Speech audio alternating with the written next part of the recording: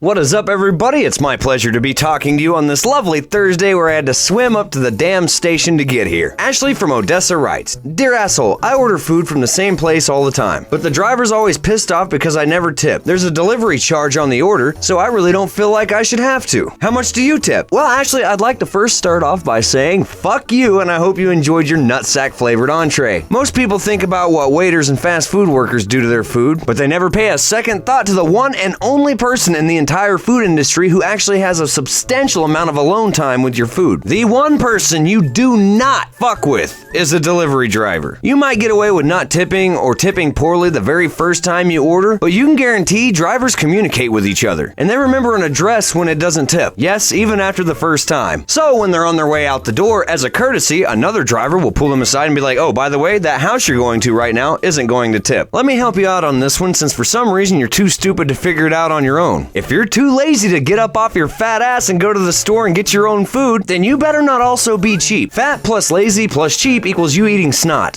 or balls, or dandruff.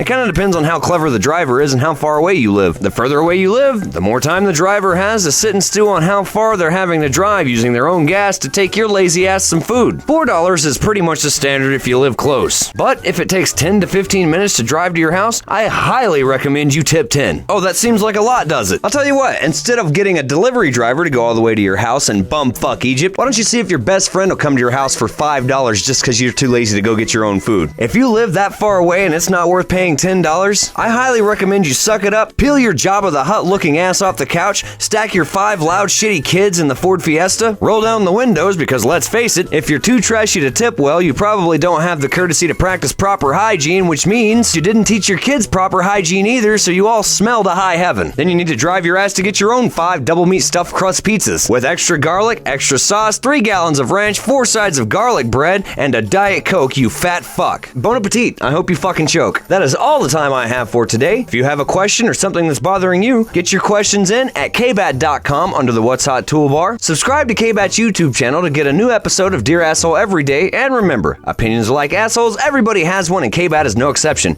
If I've pissed you off today, you're a fat, lazy, cheap fuck, and you deserve to be pissed off. Feel free to go fuck yourself.